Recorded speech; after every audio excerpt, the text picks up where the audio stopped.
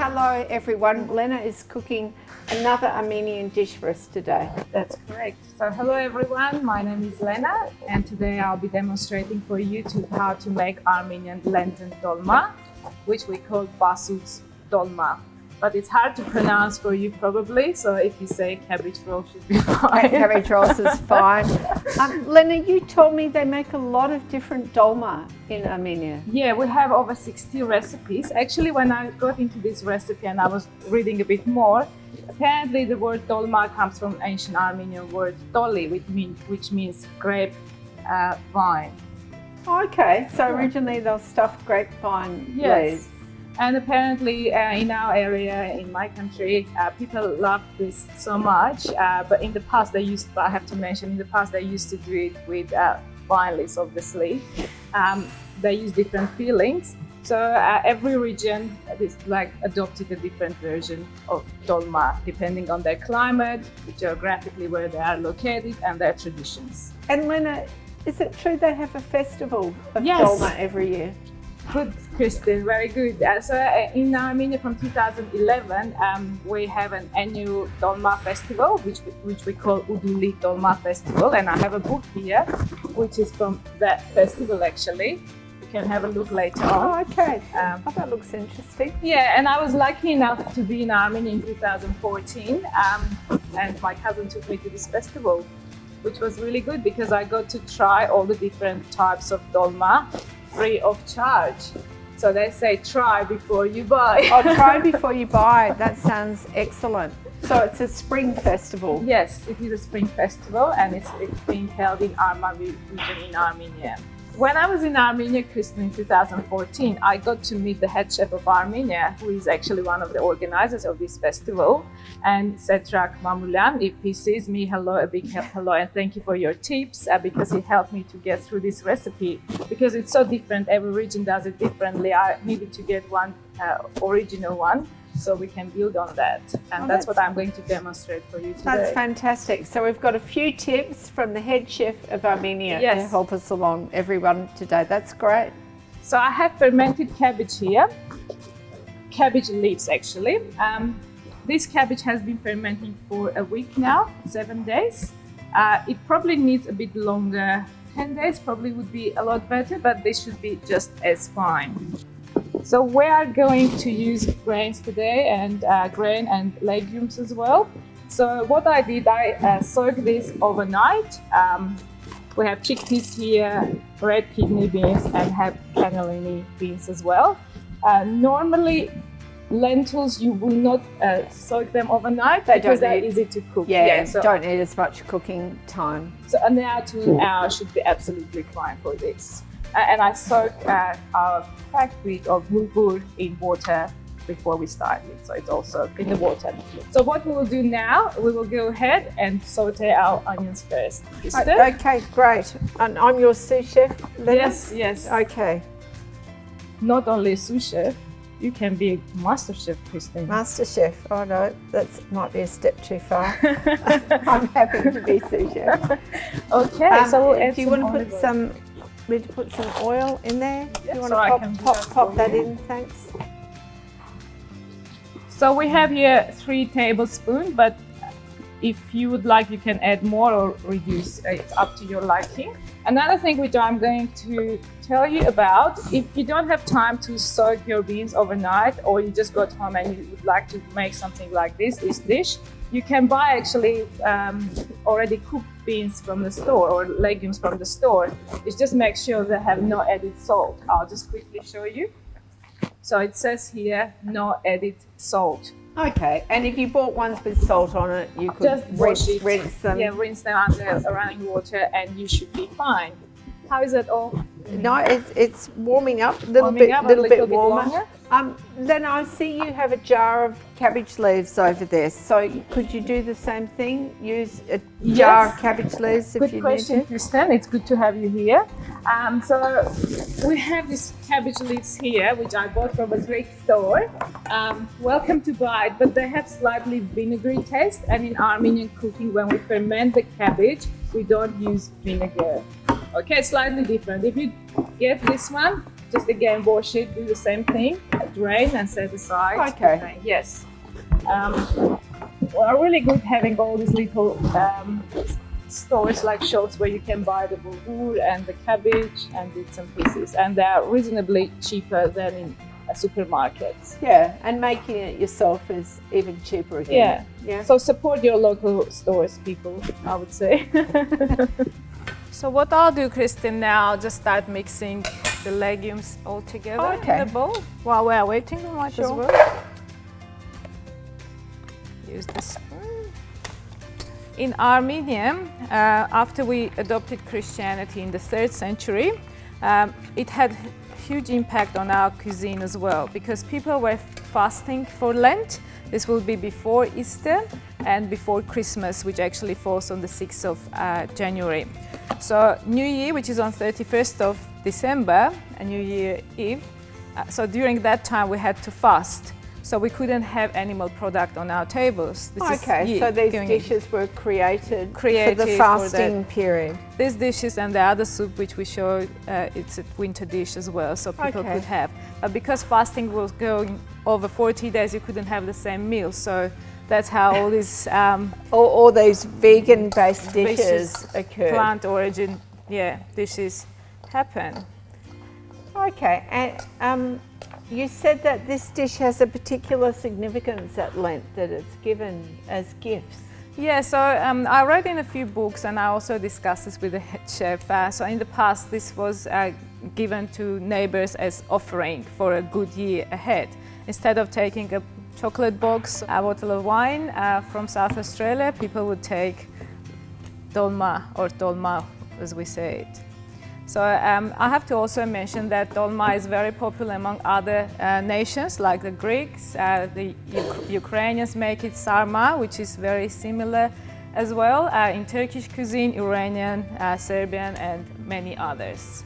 So everyone has a different variation.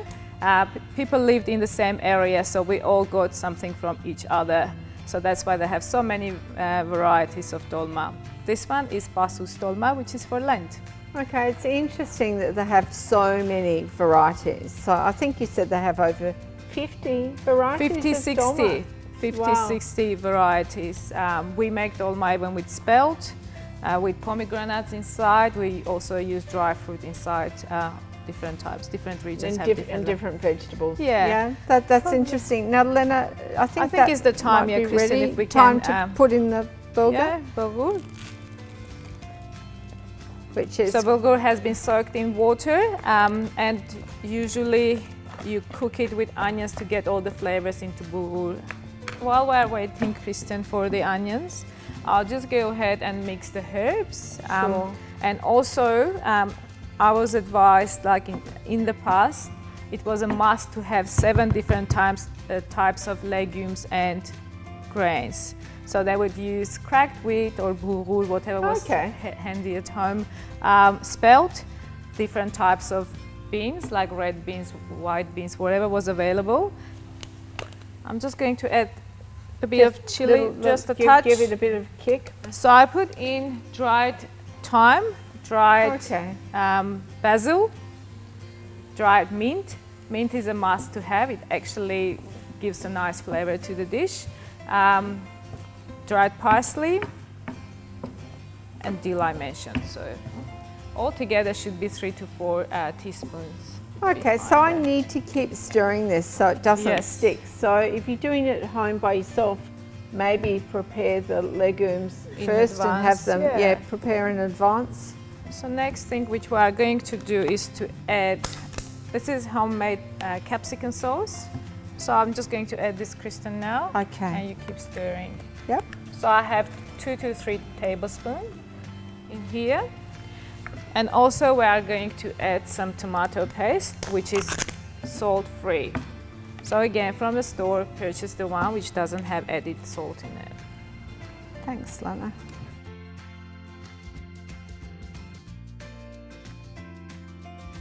And I'm going to use some ground black pepper as well.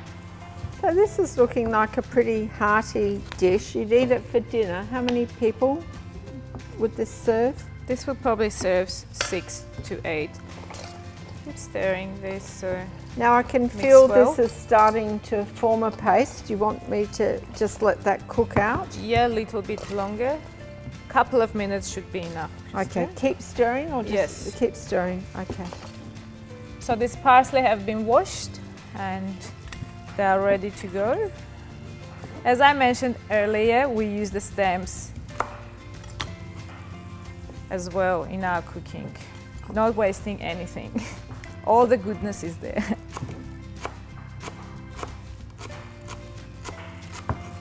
Lena, this is starting to feel like it's sticking. Yeah, Do you we want can me turn to it off. Take it off? Yeah. Okay, terrific. And you can straight add to this mixture, Kristen. Pop it in here? Yep. Okay. Thank you. No worries. While this mixture is still hot, I'll just do this, so just give it a bit cook. Okay, all so the heat from the paste is going to just leave it for a couple lightly cook it. of minutes. I'm going to add fresh thyme just because I like it and it's available. You normally would use dried herbs in Armenia in winter, wouldn't you? But because we're in Australia and we're fortunate we've got herbs all year round, we're lucky we can use fresh herbs. Kristen, can I ask you to stir this for me while I slice some dill for us? Happy to do that. Thank you. And I can add this to that mixture as well, Kristen. Pop that in. So as I was saying, we are not wasting anything. So what we are going to do to get all these hard bits out and place them on the inside of the stove. Okay, so the stalk you're going to put on the bottom of the pan. Because it will stick to the pan, so that way you will save your tolma from sticking. That's very clever. Yeah.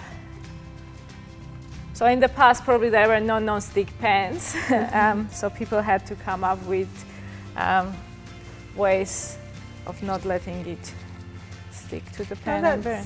It's smart. It's using everything that. So you don't need fancy utensils to make this. You know, you can just have chopping boards, a bowl, good knife, some spoons, a good pot, and you're good to go. Yes, so we can start probably wrapping. One side of the leaf, as you can see, it's thinner than the other side. So these rough bits, I even saw people pounding them down to get an even surface so they can roll. But what we are going to do, we are just going to use this bit and then chop from here. I'll leave this one out and get a different one. Probably we can put this in the bottom as well. All right, so that's like a good inch of cabbage in the bottom of the pot, or for those who are centimetres, good 2 centimetres. I'll leave this on the side so people can see.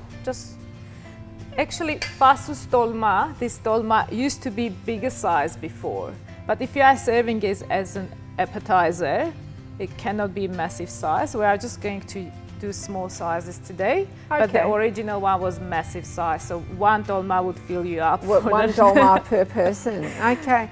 Yes. So I've always associated cabbage rolls with Russian cooking. Russians use in their cuisine as well. But Armenians use tolma until I cabbage. tasted Lena's cooking at work, I had never had Armenian food before. They have some delicious cakes.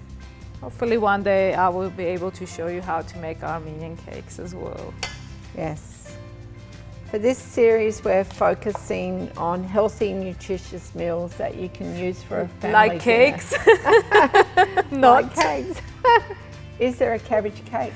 I ask myself. Well, if there is a carrot cake, Christine, it might be. Oh, that's true. There is a carrot cake, so could there be a cabbage cake? Don't know we'd get a lot of takers, Lena.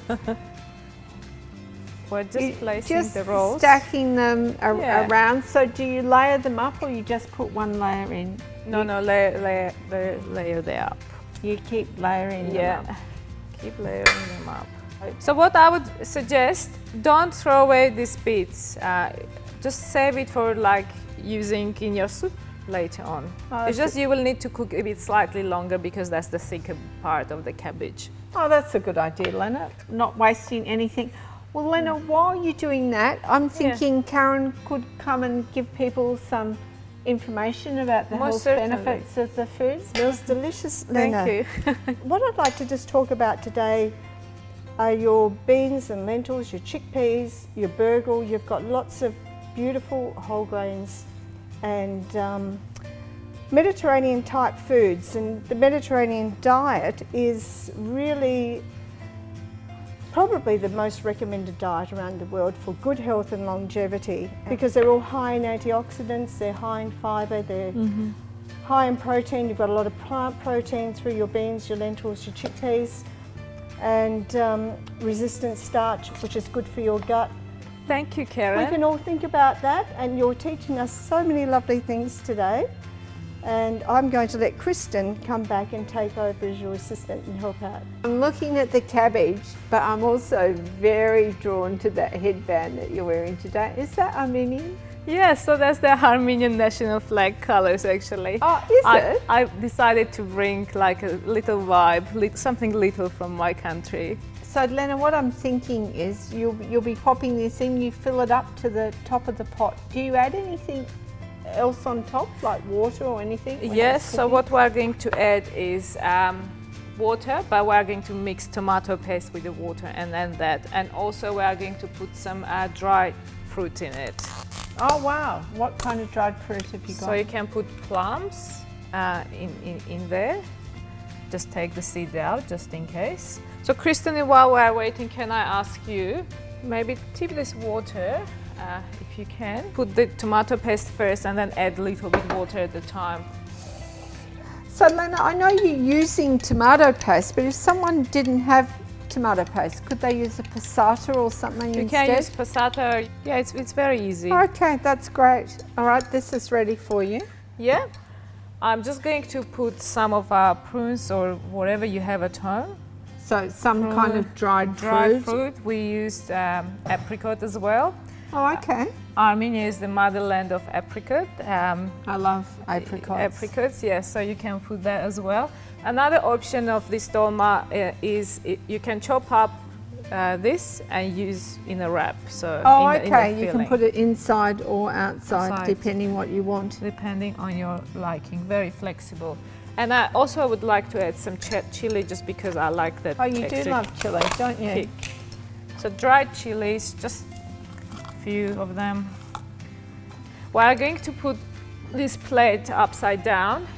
This way the dolmades will not move in the pot. That's we don't want, otherwise they will become loose and we cannot take them out and eat it.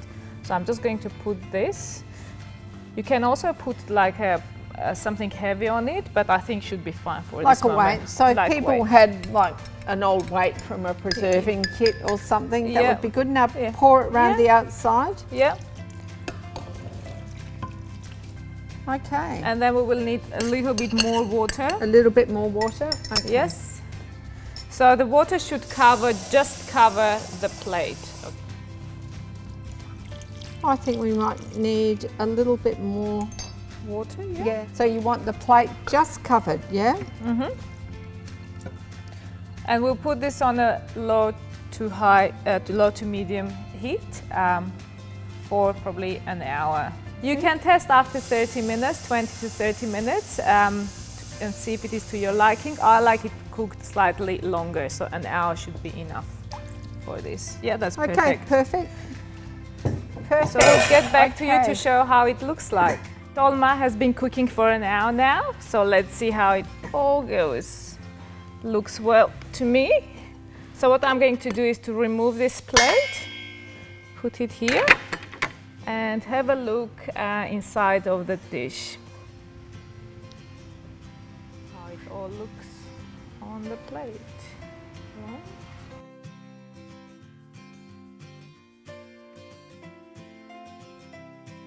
I like serving dolma with a bit of pepper sauce. It's really nice, and it's common in Armenia to garnish it with pomegranate seed. We use pomegranate a lot in our cooking, and it's really good for you as well. And some dill, be nice.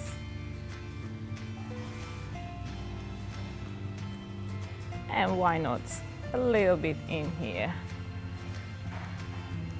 And some of our dried prunes aside as well.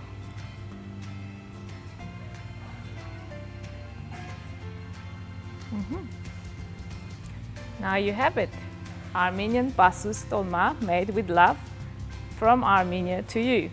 Thank you.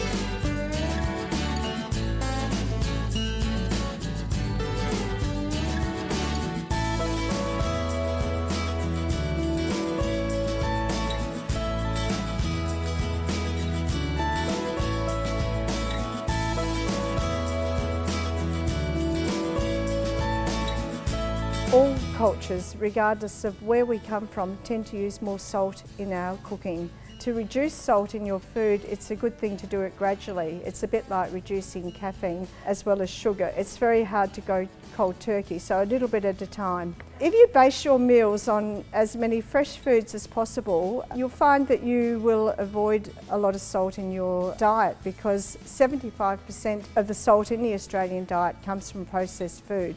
The reason that there is such high concern for salt, it's linked with hypertension or high blood pressure that I'm sure everyone has heard of. High blood pressure is directly linked to cardiovascular disease and to stroke. Consider other ways to bring flavour into your dish if you feel that the dish is not tasty enough. Think of your curry spices, your fresh herbs, dried herbs, to really bring out the flavour in your dish. And you'll see some of these examples in the recipes today with people using fresh rosemary and sage, garlic, the sweetness of onions cooked down slowly to add flavour to your dish. And all of these things will help give you the road to a better health.